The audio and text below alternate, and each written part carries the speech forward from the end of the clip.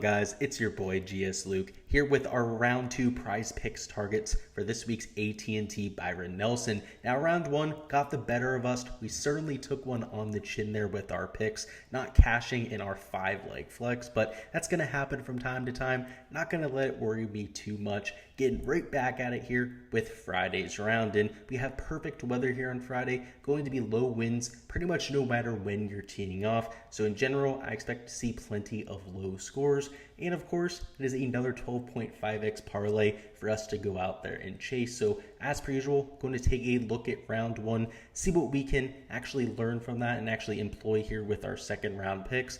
Talk about the weather and of course, my top 5 props here for the second round. So with a lot to talk about, a lot that we need to touch on.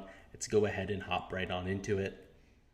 All right, I've got Data Golf pulled up on the screen, and as per usual, is a great tool for taking a look at the scoring from round to round and trying to learn something here on the prize picks board. So in terms of scoring, you can see it played to 1.79 shots under par, which is a little bit worse than what we had there in 2021, but it was extremely wet last year. There was torrential downpour the 2 days before the event, so greens were even more receptive. But even with firmer and faster conditions here in this year's iteration, you can see scoring is still well better than most PGA Tour events. In fact, over the last month or so, we got pretty used to even par being a solid score. That is not the case here. You can see with the leaderboard, there were plenty of ceiling performances. I mean, 12 under par for Munoz, a 60 on a par 72.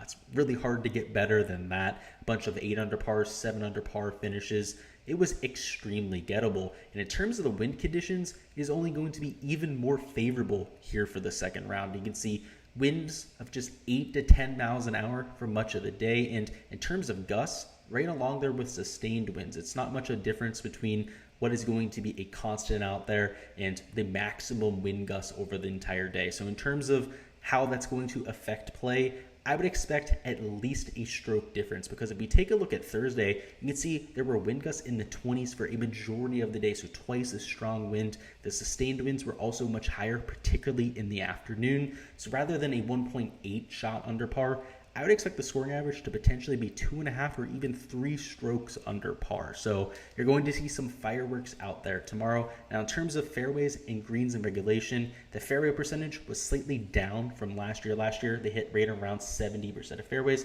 Today, it was closer to the 64% mark. And in terms of green and regulation percentage, also a little bit lower.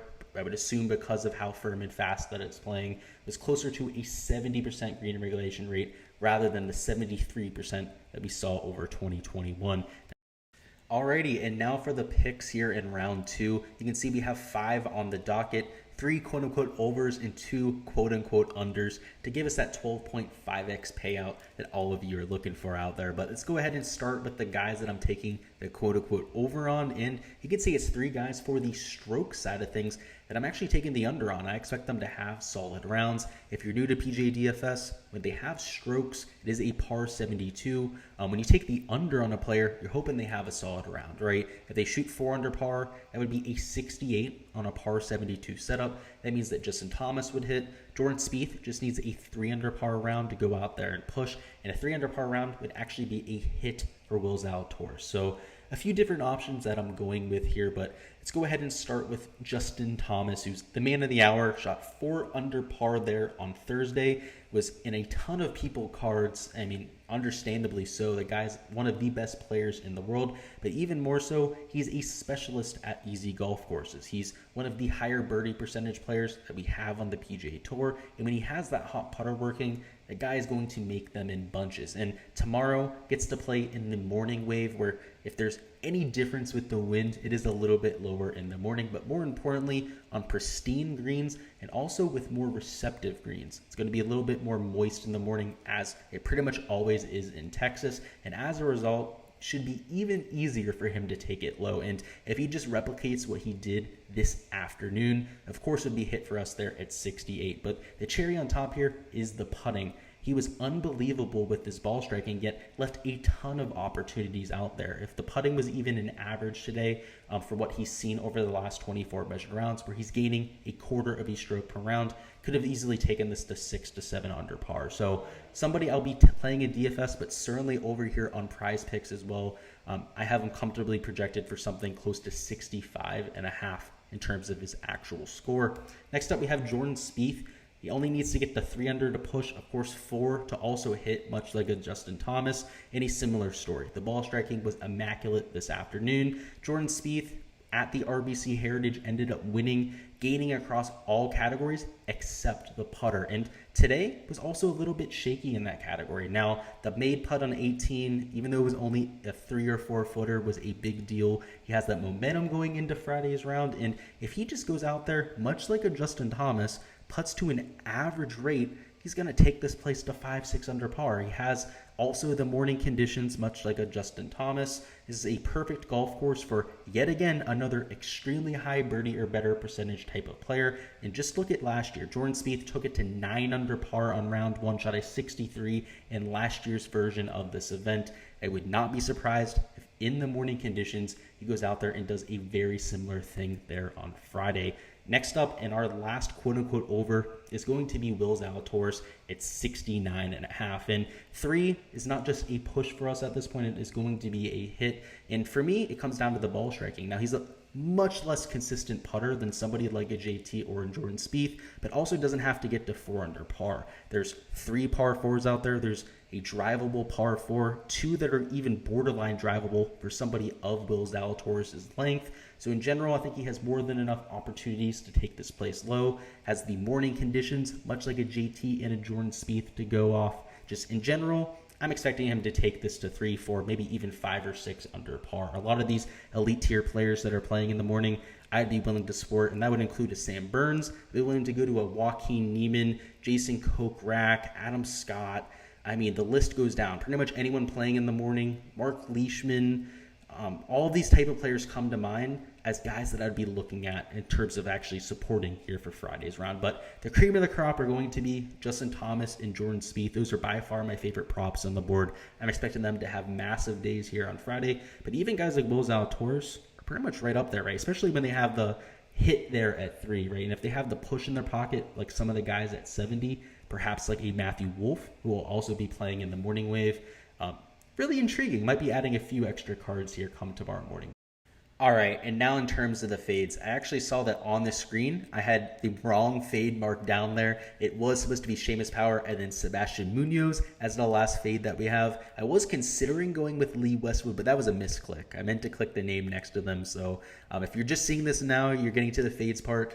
This is the correct card. It is Seamus Power and then Sebastian Munoz. But either way, I'm fading here on greens because first off, people hit a little bit less greens this year than what we saw last year, and I think a lot of the lines are reflective of last year's green regulation percentage rather than what we're seeing in this year's iteration.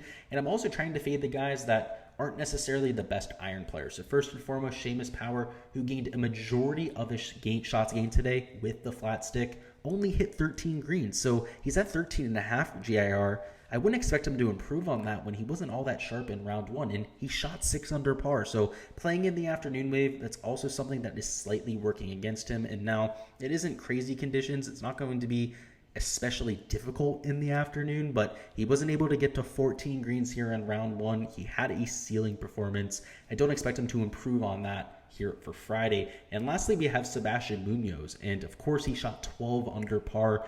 It'd be a hard task to fade him, but at the same time, he hit 16 of his 18 greens. For his season, right now, he's only hitting 69% of his greens regulation, which is slightly above the tour average, but that would still be below the mark that he needs to get to. And he can only miss 4 greens to still hit the over here. If he misses 5 or more, of course, that would go in our direction. I just see him coming back to the field, right? It's really hard to back up a super low round.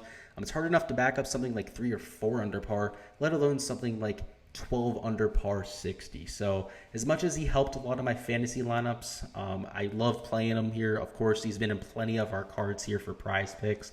I'm just expecting a little bit of a step back. We've seen it time and time again. It's a story old as history itself at this point. where guys go out there, have a ceiling round, and the very next day go out there and kind of fall flat on their face. So those are going to be the two fades we're going with there. Of course, Lee Westwood, like I said, I would also consider taking that. He's at 13, so a little bit less leeway, right? 13 is just a push for us. He does have to miss 6 greens in regulation for us to end up hitting the under there, but I consider taking that. In terms of the other elite tier options, no one I'd really consider taking, actually, except for Scotty Scheffler. And I don't have the stones to go out and fade him there, but at 14, if he misses just 4, that's a push, right? 5, which is more than capable, particularly if he hits a fringe or 2, which could be extremely frustrating if you're sweating the over for some of these props.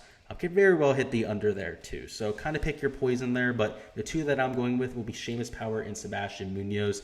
And I know last time a couple people asked about the cards that I'm adding.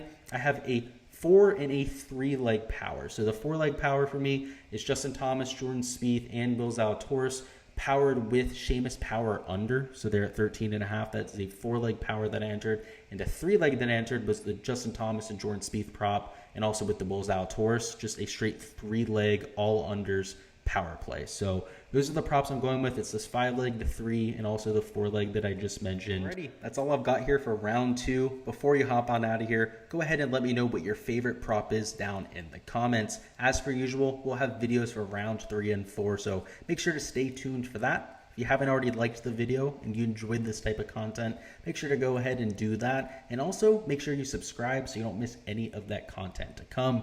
I appreciate all the support. Best of luck with all of your prop cards here for the next round. And let's get this cash.